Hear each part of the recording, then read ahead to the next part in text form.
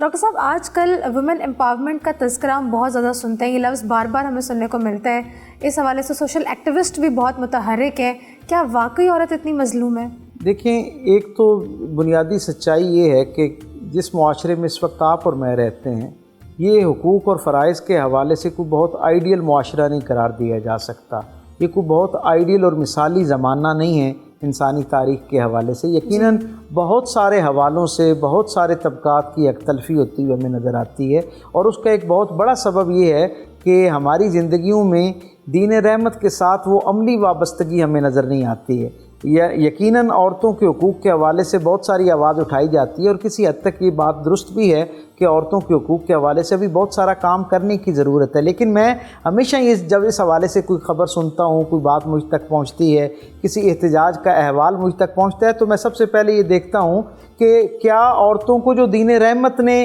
حقوق دے رکھے ہیں، کیا عورت کے نام پر سرکار دو عالم صلی اللہ علیہ وسلم کی عملی زندگی سے جو حقوق ہم تک پہنچتے ہیں، کیا عورتوں نے وہ یعنی ان کا اہتمام کر لیا گیا ہے؟ کیا معاشرے میں وہ حقوق دے دیے گئے ہیں کہ اس سے ایک درجہ آگے کے حقوق کا تقاضا کیا جا رہا ہے؟ میں یہ سمجھتا ہوں کہ انسانی تاریخ میں جو حقوق سرکار دو عالم صلی اللہ علیہ وسلم نے عورتوں کو عطا کیے ہیں، یا آپ کے لائے ہوئے دین رحمت نے جو عطا کیا ہے، وہ کسی اور معاشرے اور کسی نظام کے پاس اس طرح کی خیر اور خوبی موجود ہو ہی نہیں سکتی ہے۔ آپ دیکھیں نا، میرے آقا صلی اللہ علیہ وسلم جس زمانے میں آتے ہیں، وہاں پر عورتوں کا تذکرہ کرنا جو ہے وہ سبکی کا باعث ہے، شرمندگی کا باعث ہے۔ میرے آقا اس معاشرے میں جہاں عورتوں کا نام اور حوالہ جو ہے وہ دینا شرمندگی کا باعث ہے، رسول مہربان صلی اللہ علیہ وسلم جو ہیں ان کا اسوہ یہ ہے کہ آپ اپنی ازواج اور بالخصوص حضرت زینب کے لیے جو ہے وہ خود دروازہ کھولنے میں پہل کرتے ہوئے نظر آتے ہیں، انہیں سواری پر خود بٹھانے کے لیے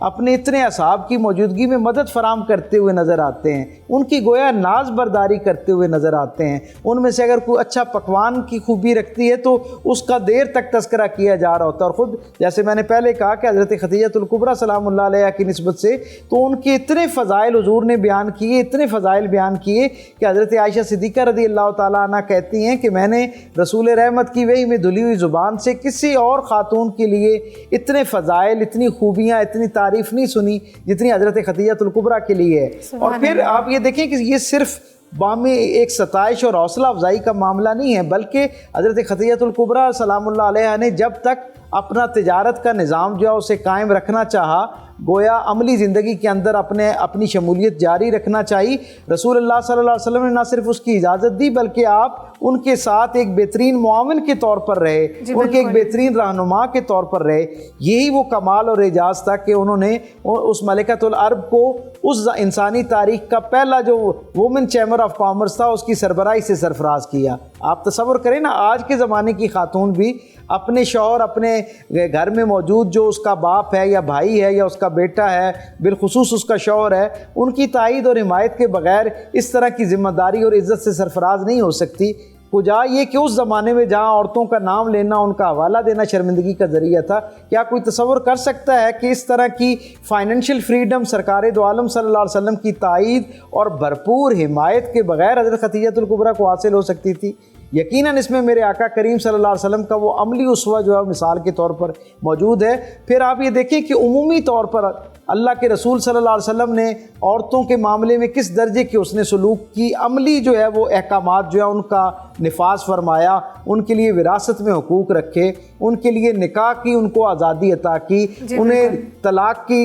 بعض صورتوں کے اندر جو ہے وہ آزادی عطا کی، یعنی گویا اس کا علیحدگی کے ایک حق عطا کیا۔ پھر بچوں پر اس زمانے کے اندر جو خواتین ہوا کرتی تھی اور بالخصوص جو بیوائیں ہوا کرتی تھی، ان کا وراثت کے اندر جیسے کوئی حق نہیں ہوتا تھا، اسی طرح سماجی طور پر وہ اپنی اولاد پر بھی اس طرح کا کوئی حق نہیں رکھتی تھی۔ یعنی یہ ایک معاشرے کی روایت تھی کہ اگر باپ فوت ہو گیا ہے تو اولاد جو ہے وہ ماں باپ کی والدہ جو پیچھے رہ گئی ہے اس کی خدمت سے آزاد ہو جایا کرتی تھی، بلکہ بعض صورتوں میں تو جو سوتیلی ماں ہوا کرتی تھی اس کے ساتھ نکاح کر لیا جاتا تھا، اسے نکاح کا پیغام بھیج دیا جاتا تھا۔ اللہ کے رسول صلی اللہ علیہ وسلم نے اس کبھی جو ہے روایات کا جو معاشرہ تھا اس کے اندر عورت کی عزت عظمت اتنی بحال کی کہ وہ گویا بچوں کی ذمہ داری اس کے اندر شامل کی، اور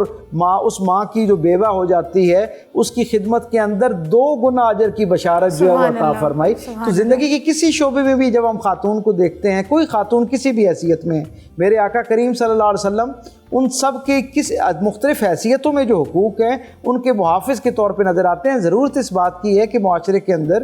ان حقوق جو سرکار دو عالم صلی اللہ علیہ وسلم نے اور دین رحمت نے خواتین کو عطا کی ہیں، ان پر کھلے ذہن اور کھلے دل کے ساتھ مکالمہ کیا جانا چاہیے، اور عورتوں کو بھی پہلے ان حقوق کے حوالے سے آواز بلند کرنی چاہیے، اور مردوں کو بھی اسے اپنے لیے توشہ دنیا و آخرت دونوں سمجھتے ہوئے ان حقوق کو فراہم کرنے کا اہتمام کرنا چاہیے۔ جب معاشرہ اس سنجیدگی سے ان حقوق اور فرائض کی ادائیگی کے حوالے سے سنجیدہ ہو جائے گا اور حکمت عملی مرتب کر لے گا، عملی مثالیں قائم ہونا شروع ہو جائیں گی، تو خود بخود یہ گھر جو ہیں یہ بھی جنت بننا شروع ہو جائیں گے، اور معاشرہ جو ہے وہ بھی امن اور سکون کا گہوارہ بننا شروع ہو جائے گا۔ جی ڈاکٹر صاحب نے بالکل درست فرمایا کہ آج کے دور میں ہمیں حقوق و فرائض کو سمجھنے کی ضرورت ہے اور ان کو ادا کرنے کی بھی ضرورت ہے۔